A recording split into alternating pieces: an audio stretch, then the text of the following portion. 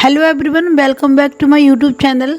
Friend, हम अपनी आज की जो क्लास आपके समक्ष लेकर पेश हैं और ये हमारी क्लास रहती है, यानी ये हमारा प्रैक्टिस सेट होता है जीके और जीएस का, जिसको हम आपके लिए डेली ही रेडी करके लाते हैं। इसमें आपको यहाँ पर पूरे 150 प्रश्नों का संकलन देखने को मिलेगा और सारे जो प्रश्न होंगे वो एनसीईआरटी के सिलेबस पर ही आधारित होंगे। तो चलिए फ्रेंड, स्टार्ट कर लेते हैं अपनी क्लास को। लेकिन अगर आपने मेरे चैनल को अब तक सब्सक्राइब नहीं किया तो प्लीज़ आप लोग सब्सक्राइब भी कर लीजिए और साथ ही साथ बेल आइकन को भी प्रेस करें। देखिए, पहला क्वेश्चन है और हम यहाँ से स्टार्ट कर रहे हैं अपनी क्लास को।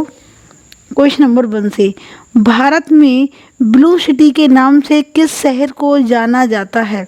जो ब्लू सिटी है, जिसे बोलते हैं नीला शहर, तो उस नाम से जोधपुर को जानते हैं।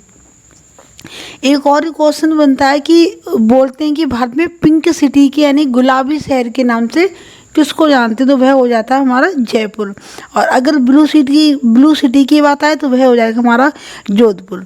अगला क्वेश्चन है, भारत में कौन सी नोट इशू सिस्टम फॉलो की जाती है? नोट इशू सिस्टम फॉलो की जाती है तो वह होती है मिनिमम रिजर्व सिस्टम। क्लियर? आगे बढ़ते हैं अपने अगले क्वेश्चन पे। किस भारतीय राज्य में साक्षरता दर सबसे कम है? ऐसा कौन सा हमारा भारत का राज्य है जिसके अंदर साक्षरता यानी पढ़ाई लिखाई के मामले में वह सबसे पिछड़ा है? तो वह हो जाएगा बिहार। ठीक है, बिहार में साक्षरता दर सबसे कम देखने को मिलती है। कौन सी नदी मध्य प्रदेश की जीवन रेखा मानी जाती है? जो मध्य प्रदेश है उसकी जीवन रेखा मानी जाती है, यानी उससे लोगों को जीवन मिलता है, बहुत ज़्यादा साधन उससे प्राप्त होते हैं आय के, तो वह हो जाएगी हमारी नर्मदा नदी। क्लियर? क्लास हमने इसलिए रखी है ऐसी क्योंकि अगर हम 4 ऑप्शन वाले ऑप्शन इसमें डालेंगे तो ऐसे एक क्वेश्चन में बहुत ज़्यादा टाइम वेस्ट होगा और आपको क्लास फिर लंबी हो जाएगी या फिर इतने क्वेश्चन को, और अगर हम क्वेश्चन कम करेंगे तो कम क्वेश्चन को हम ज़्यादा टाइम में पढ़ पाएंगे। इसीलिए मैंने इसका सॉल्यूशन निकाला कि क्वेश्चन के साथ इसका आंसर होगा, इससे हम कम समय में ज़्यादा प्रश्नों को यहाँ पर सॉल्व कर सकते हैं, यानी कि रिवीजन के लिए हमारी क्लास रहती है। खाने पीने की वस्तुओं को पैक करने के लिए किस धातु की पत्र बनाई जाती है? जो खाने पीने की चीज़ें होती हैं उनको पैक करने के लिए किस चीज़ की पत्र बनाते हैं? तो वह बनती है एल्यूमिनियम की। क्लियर? आगे हमारा क्वेश्चन, पृथ्वी की कौन सी परत सूर्य की अल्ट्रावायलेट किरणों से बचाती है? ऐसी कौन सी किरण है जो पृथ्वी को बचाती है अल्ट्रावायलेट किरणों से सूर्य की? तो वह हो जाएगी ओजोन परत। ठीक है, अगला हमारा क्वेश्चन देखिए, किस विटामिन की कमी से खून का रुकाव बंद नहीं होता? यानी अगर कोई विटामिन हमारी बॉडी में कम हो जाए और फिर अगर आपको कहीं कट लग जाए, कोई चोट लग जाए, तो फिर खून का जो रुकाव है बंद ही नहीं होता, निकलता रहता है। तो किसकी कमी से? वह होता है विटामिन के की वजह से। अगला है, किस सुल्तान ने अपनी राजधानी दिल्ली से दौलताबाद स्थानांतरित किया? किसने किया था? तो वह किया था मोहम्मद बिन तुगलक ने। इसने अपनी जो राजधानी थी वह दिल्ली से दौलताबाद के लिए इन्होंने ट्रांसफ़र कर दी थी। मानव शरीर की किस ग्रंथि को मास्टर ग्रंथि कहा जाता है? तो मास्टर ग्रंथि यानी मास्टर ग्लैंड के नाम से जानते हैं पीयूष ग्रंथि को। अगला क्वेश्चन है, मानव शरीर में पाचन क्रिया अधिकतर किस अंग में संपन्न होती है? तो यह होती है छोटी आंत में। ठीक है, कहाँ पर? छोटी आंत में ये क्रिया संपन्न होती है। फिर देखिए, भारत में सबसे पहला परमाणु संयंत्र कहाँ स्थापित किया गया था? तो यह किया गया था तारापुर में, जो कि महाराष्ट्र में है। ठीक है, तारापुर जिले में महाराष्ट्र की। अगला क्वेश्चन आ जाएगा हमारा, एशिया का सबसे बड़ा लौह अयस्क उत्पादक कौन सा है? तो एशिया की अगर बात करें तो वह हो जाएगा चीन। और अगर भारत के अंदर बात करें कि भारत में सबसे बड़ा लौह अयस्क उत्पादक कौन सा है, तो वह कौन सा हो जाएगा? इसका आंसर आपको कमेंट बॉक्स में अभी देना होगा। अगला क्वेश्चन देखेंगे, भारत में गरीबी रेखा से नीचे रहने वाले सर्वाधिक किस राज्य में हैं? जो गरीबी रेखा से नीचे देखने वाले लोग मिलते हैं, तो अधिकतर जो संख्या है वह उड़ीसा राज्य में देखने को मिलती है। अगला क्वेश्चन है, काली मिट्टी किस फसल के लिए सबसे ज़्यादा उपयुक्त मानी जाती है? जो काली मिट्टी है वह कहाँ पर, मतलब काली मिट्टी में कौन सी फसलें अच्छी अच्छी उगाई जा सकती हैं, यानी उसमें अच्छी पैदावार होती है? तो कौन कौन सी हो जाएंगी? गेहूं, ज्वार, अलसी, वर्जीनिया, तंबाकू, कपास और गन्ना। ठीक है, ये सारी हो जाएंगी फसलें, इतनी सारी जो काली मिट्टी में इनकी उपज या फिर पैदावार बहुत ही अच्छी मानी जाती है। पंचायत के चुनाव हेतु निर्माण कौन करता है? कौन करता है? राज्य सरकार करती है। अगला है, यदि पंचायत को भंग किया जाता है तो निर्वाचन कितने समय के अंदर आवश्यक है? यदि कोई पंचायत है उसको भंग कर दिया गया है, उसे विखंडित कर दिया गया है, तो उसका जो निर्वाचन है वह कितने समय के अंदर हो जाना चाहिए? तो सीमित समय 6 माह बताया गया है कि 6 माह के अंदर निर्वाचन हो जाना चाहिए। पंचायती राज प्रणाली में ग्राम पंचायत का गठन किस स्तर पर होता है? तो यह होता है ग्राम स्तर पर। गांव में देखने को मिलती है पंचायत राज प्रणाली। कहाँ पर? गांव में, ग्रामीण इलाकों में। अगला क्वेश्चन है, पंचायती राज संस्था का कार्यकाल कितना होता है? तो पंचायती राज जो संस्था है उसका कार्यकाल होता है 5 वर्ष का।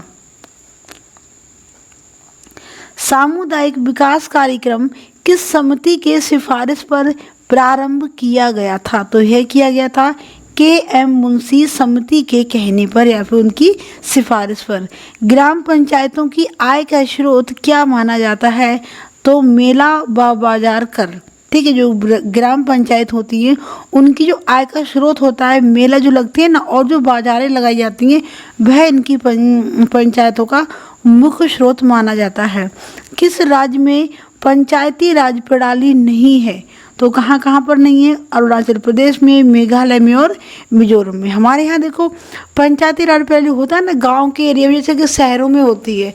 शहरों में कौन होते हैं? मुख्यमंत्री होते हैं, राज्यपाल होते हैं। उसी तरीके से हमारे गांव में भी प्रधान होते हैं, उप प्रधान होते हैं, वीडियो होते हैं। इस तरीके की प्रणाली देखने को मिलती है ना, वही होती है पंचायत राज प्रणाली। तो यह जो प्रणाली है वो अरुणाचल प्रदेश, मेघालय और मिजोरम 3 स्टेट में देखने को नहीं मिलती है। और मेरे हिसाब से ये क्वेश्चन बहुत ही ज़्यादा इम्पोर्टेंट लग सकता है, क्योंकि ये पूछने में आ सकता है कि कौन कौन से राज्यों में राज्य प्रणाली नहीं है। अगला क्वेश्चन है, पंचायती राज की सबसे छोटी इकाई क्या है? जो पंचायत राज है उसकी सबसे छोटी इकाई क्या होती है? ग्राम पंचायत से ही स्टार्ट होती है। पंचायती राज संस्थाएं निधि हेतु किस पर निर्भर हैं? तो यह सरकारी अनुदान पर निर्भर होती हैं। भारत में सामुदायिक विकास कार्यक्रम कब आरंभ हुआ? तो यह हुआ था 2 अक्टूबर 1952 को। कब हुआ था? 2 अक्टूबर 1952। अगला है, भारत में सामुदायिक विकास कार्यक्रम कब आरंभ हुआ? ये फिर से आगे क्वेश्चन 2 अक्टूबर 1952। नेक्स्ट हमारा क्वेश्चन है, किसकी सिफारिश पर भारत में राज्य पंचायत की स्थापना की गई थी? तो यह की गई थी बलवंत राय मेहता की समिति के सिफारिश पर। अगला क्वेश्चन हमारा, सर्वप्रथम पंचायती राज व्यवस्था कहाँ लागू की गई थी? तो यह 1959 को नागौर जिला में, जो कि राजस्थान में स्थित है, वहाँ पर सबसे पहले पंचायती राज व्यवस्था लागू की गई थी। अगला क्वेश्चन है, देश के सामाजिक व सांस्कृतिक उत्थान के लिए कौन सा कार्यक्रम चलाया गया? तो वह था सामुदायिक विकास कार्यक्रम। ठीक है, यह कार्यक्रम देश के सामाजिक व सांस्कृतिक उत्थान के लिए चलाया गया था। विदेशों के लिए भारतीय राजदूतों को नियुक्त कौन करता है? कौन करता है? तो वह राष्ट्रपति करते हैं। और राष्ट्रपति को क्षमादान की शक्ति संविधान के किस अनुच्छेद के अंतर्गत दी गई है? तो यह दी गई है अनुच्छेद 72 के अंतर्गत। प्रथम लोकसभा का गठन कब हुआ था पहली बार? तो यह हुआ था 6 मई 1952 को। क्लास में आपको अच्छा लग रहा होगा, यानी पसंद आ रही होगी आपको क्लास मेरी। इसका सबसे बड़ा बेनिफिट ये देखने को मिलेगा कि कम टाइम में आप यहाँ पर ज़्यादा क्वेश्चन का रिवीजन करने को आपको इसमें मिलेगा। जनवरी 1869 में जनवरी 1879 में ब्रिटेन की महारानी विक्टोरिया को किस उपाधि से सम्मानित करने के लिए दिल्ली दरबार का आयोजन किया गया था? तो यह था केसर ए हिंद के उपाधि से। फिर अगला क्वेश्चन देखेंगे यहाँ पर, सरिस्का में बाघों एक अभ्यारण्य है, सरिस्का बाघ अभ्यारण्य। तो सरिस्का में बाघों के विलुप्त होने की घटना की जांच हेतु केंद्र सरकार ने किसकी अध्यक्षता में कार्यदल बनाया है? तो वह हैं सुनीता नारायण। इनकी अध्यक्षता में कार्यदल बनाया गया है इनके संरक्षण के लिए और इनकी जांच के लिए। वल्लभ भाई पटेल को सरदार की उपाधि किस आंदोलन के बाद प्रदान की गई थी? तो वह की गई थी बारदौली सत्याग्रह आंदोलन के बाद में। अगला है, भारत को तलवार के बल पर विजित किया गया है और तलवार के बल पर ही इसकी रक्षा की जाएगी। यह स्टेटमेंट बताना है किसका है कि भारत को तलवार के बल पर विजित यानी जीता गया है और तलवार के बल पर ही इसकी रक्षा की जाएगी। यह कथन दिया था लॉर्ड एल्गिन ने, यानी कि लॉर्ड एल्गिन का दिया हुआ ये स्टेटमेंट है। स्टेटमेंट बहुत ज़्यादा ज़रूरी होते हैं, याद करने चाहिए कि कौन सा स्टेटमेंट किसने दिया है। इससे तो क्वेश्चन देखने को मिलता ही है हर एक एग्जाम में। गिद्दा और भांगड़ा किस राज्य के लोक नृत्य हैं? ये तो बहुत ही सिंपल सा क्वेश्चन हो गया। ये पंजाब के, पंजाब में गिद्दा और भांगड़ा फेमस होते हैं यहाँ के। टेलीविज़न का आविष्कार किसने किया था? तो टेलीविज़न का जो आविष्कार था वो जॉन लोगी वेयर्ड के द्वारा किया गया था। फिर हमारा क्वेश्चन, रतौंधी किस विटामिन की कमी से होता है? यानी कौन से विटामिन की कमी अगर हमारी बॉडी में हो जाए तो हमें रतौंधी के लक्षण दिखाई देने लगते हैं या फिर रतौंधी रोग हो सकता है, तो वो होता है विटामिन ए। पोंगल किस राज्य का त्योहार है? तो पोंगल जो है वह तमिलनाडु का त्योहार है। गौतम बुद्ध का बचपन का नाम क्या था? तो इनके बचपन का नाम क्या था? सिद्धार्थ था इनके बचपन का नाम।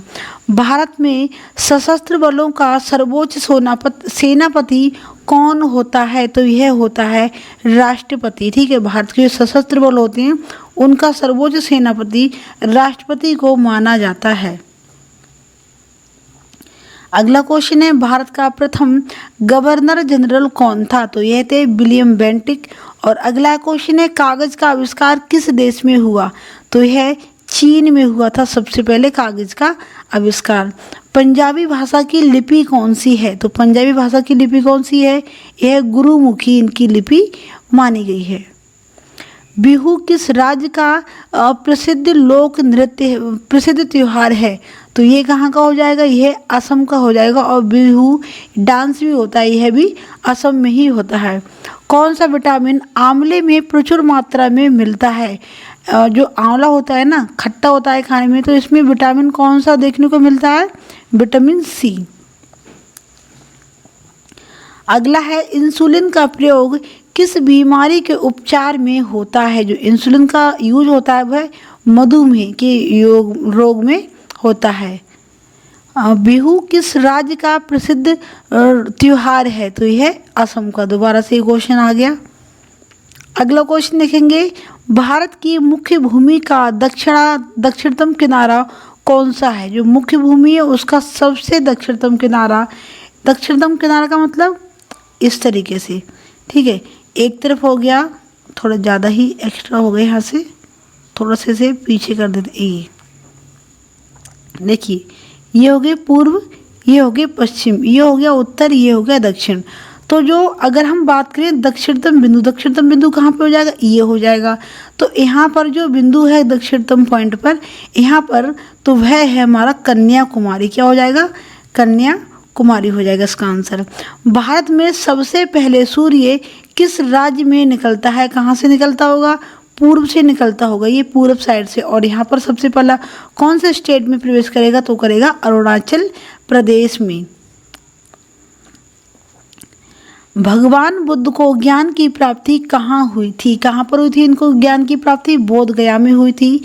अगला है, आर्य समाज की स्थापना किसने की थी? तो यह स्वामी दयानंद सरस्वती जी ने की थी आर्य समाज की स्थापना। सबसे अधिक समय तक प्रधानमंत्री रहने वाले कौन थे? तो सबसे लंबे समय तक प्रधानमंत्री रहने वाले थे जवाहरलाल नेहरू, और ये भारत के पहले प्रधानमंत्री भी माने जाते हैं। कितने प्रधानमंत्रियों की मौत अपने पद पर रहते हुए हुई है? तो ये हुई है 3 प्रधानमंत्रियों की मौत अब तक अपने पद पर कार्यरत रहते हुए। प्रधानमंत्री को पद की शपथ कौन दिलाता है? तो वह राष्ट्रपति जी दिलवाते हैं, और राष्ट्रपति को देश के राष्ट्रपिता के नाम से भी मानते हैं। संघीय मंत्रिमंडल की बैठक का सभापतित्व कौन करता है? तो वह करता है प्रधानमंत्री। ठीक है, और प्रधानमंत्री का कार्यकाल कितने वर्ष का होता है? तो कितने वर्ष का होगा? यह 5 वर्ष का माना जाता है भारत में प्रधानमंत्री का कार्यकाल। भारत के प्रधानमंत्री की नियुक्ति कौन करता है? कौन करता है? राष्ट्रपति करता है। अभी पीछे ही बताया था हमने। योजना आयोग का अध्यक्ष कौन होता है? योजना आयोग का जो अध्यक्ष होता है वह प्रधानमंत्री होता है। भारत के पहले प्रधानमंत्री कौन थे? हमने अभी पिछले में बताया था कि भारत के पहले प्रधानमंत्री जवाहरलाल नेहरू जी थे। अगले है, प्रधानमंत्री बनने के लिए न्यूनतम आयु कितने वर्ष होना चाहिए? तो कम से कम 25 वर्ष आपकी आयु होना जरूरी है भारत के प्रधानमंत्री के चुनाव में खड़े होने के लिए। संसदीय शासन प्रणाली सबसे पहले किस देश में लागू हुई थी? तो वह हुई थी ब्रिटेन में। ठीक है, कहाँ पर? ब्रिटेन में। कौन सा राज्य लुप्तप्राय कैनिड्स और विविध वन्यजीवों के लिए नया सुरक्षित आश्रय स्थल बनाता है? तो वह बनाता है महाराष्ट्र। जो लुप्त होने वाले हैं, लुप्त होने की कगार पर हैं और जिनको आश्रय देना चाहिए, तो ऐसे स्थलों को कौन बनाता है? विभिन्न वन्यजीवों के लिए महाराष्ट्र ने बनाए हैं। विंस देश ने नए कानून में कुत्ते के मांस के व्यापार पर प्रतिबंध लगा दिया है। कहाँ पर? दक्षिण कोरिया में। यहाँ पर कुत्ते के मांस को भी लोग खा जाते हैं, जो कि बहुत ही ज़्यादा वफादार जानवर माना जाता है। कौन सा शहर अंतर्राष्ट्रीय ऊंट महोत्सव की मेजबानी कर रहा है? तो वह बीकानेर राजस्थान में कर रहा है ऊंट महोत्सव की मेजबानी। पश्चिम बंगाल के सागर द्वीप में आयोजित होने वाले भारत के दूसरे सबसे बड़े मेले का नाम क्या है? तो उसका नाम है गंगा सागर मेला, जो पश्चिम बंगाल में लगता है सागर द्वीप के किनारे। तो भारत का दूसरे सबसे बड़ा मेला उसे माना जाता है। कौन सा आईआईटी श्रीलंका के कैंडी में नया परिसर स्थापित करेगा? तो यह करेगा आईआईटी मद्रास। ठीक है, ये श्रीलंका के कैंडी में अपना नया परिसर स्थापित करने जा रहा है। किस राज्य ने युवा निधि यानी योजना का अनावरण किया है? जो युवा निधि योजना है उसका अनावरण किसने किया है? तो यह किया है कर्नाटक ने। पंचायत स्तर पर राज्य सरकार का प्रतिनिधित्व कौन करता है? कौन करता है? ग्राम प्रधान करता है। अगला क्वेश्चन हमारा, एक्सपीरियन इंडिया के लिए देश के प्रबंध निदेशक के रूप में किसे नियुक्त किया गया है?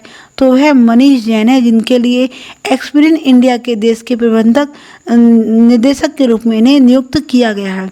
किस संशोधन में महिलाओं के लिए ग्राम पंचायत में 1/3 सीटें आरक्षित की गई हैं? तो यह की गई है 73वें संविधान संशोधन में। पंचायती राज विषय सूची किस सूची में है? तो यह राज्य सूची में आता है पंचायती राज विषय।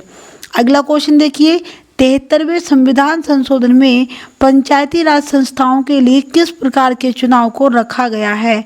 तो प्रत्यक्ष और गुप्त मतदान। ठीक है, प्रत्यक्ष भी आप कर सकते हो और आप गुप्त मतदान भी कर सकते हो। यह बताया गया है 73वें संविधान संशोधन में। पंचायत चुनाव के लिए उम्मीदवार की आयु कितनी होनी चाहिए? तो उसके लिए इसकी आयु 21 वर्ष होना जरूरी है। अगला है, पंचायती राज व्यवस्था को 2 स्तर पर रखने की सिफारिश किस समिति ने की थी? किसने की थी? अशोक मेहता समिति ने।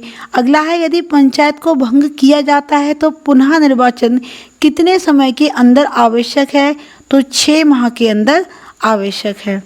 फिर देखिए, किस समिति ने राज्य पंचायत को संवैधानिक दर्जा देने की सिफारिश की थी? तो यह की थी बलवंत राय मेहता ने। ठीक है, अगला है, त्रिस्तरीय पंचायती राज व्यवस्था में कौन कौन से स्तर होते हैं? जो त्रिस्तरीय पंचायती राज व्यवस्था उसमें कौन कौन से स्तर होते हैं? ग्राम पंचायत हो जाएगा, पंचायत समिति और जिला पंचायत, ये त्रिस्तरीय पंचायती राज व्यवस्था में देखने को मिलते हैं। पंचायती राज के सुधार हेतु कौन सी समितियां बनाई गई हैं? कौन सी समिति बनाई गई हैं? देखिए यहाँ पर बलवंत राय मेहता समिति, अशोक मेहता समिति, पीवी के राय समिति, एल.एम. सिंघवी समिति और पी.के. धुंगन समिति। इतनी समितियां पंचायती राज के सुधार हेतु बनाई गई हैं। अगला क्वेश्चन है, सर्वप्रथम किस राज्य में पूर्ण रूप से पंचायत लागू किया गया था? तो सर्वप्रथम पूर्ण रूप से अगर पूरे राज्य में बात की जाए तो यह किया गया था आंध्र प्रदेश में 11 अक्टूबर 1968 को, और ये एक ही बार में पूरे आंध्र प्रदेश के अंदर ये लागू किया गया था। अगला है हमारा पंचायती, अच्छा ये तो दोबारा से आ गया है, पंचायती राज के सुधार हेतु कौन कौन सी समितियां फिर से वही बताई हैं? बलवंत राय मेहता, अशोक समिति, पीवी के राय समिति, एल.एम. सिंधी और पी.के. धुंगन समिति। और अभी ये जो लास्ट का क्वेश्चन, सर्वप्रथम किस राज्य में पूर्ण रूप से पंचायती लाग किया गया है? तो यह आंध्र प्रदेश में और 11 अक्टूबर 1968 को। तो ये थी मेरी आज की क्लास, उम्मीद है आपको अच्छी लगी होगी और क्वेश्चंस भी काफ़ी अच्छे इसमें ऐड थे, आपको क्लास देखकर मज़ा आया होगा। अगर आप चाहते हैं ऐसी डेली क्लास को पढ़ना, इसमें तकरीबन 150 प्रश्न थे जो कि आपको बहुत ही कम समय में आपने यहाँ पर उनके प्रश्नों को देखा, सॉल्व किया और उनका रिवीजन भी आपको यहाँ पर करने को मिल गया। तो इसी तरह की क्लास अगर आप या फिर प्रैक्टिस सेट आप चाहते हैं डेली सॉल्व करना, तो प्लीज़ आप मेरे चैनल को सब्सक्राइब कर लें और साथ ही साथ बेल आइकन को भी प्रेस कर लें और अपने फ्रेंड के साथ भी हमारी वीडियो को शेयर करें। जो लोग गवर्नमेंट एग्जाम की तैयारी करें, आप उनके साथ भी हमारी वीडियो को शेयर कर सकते हैं। मिलते हैं एक नई क्लास के साथ, तब तक के लिए जय हिंद, जय भारत।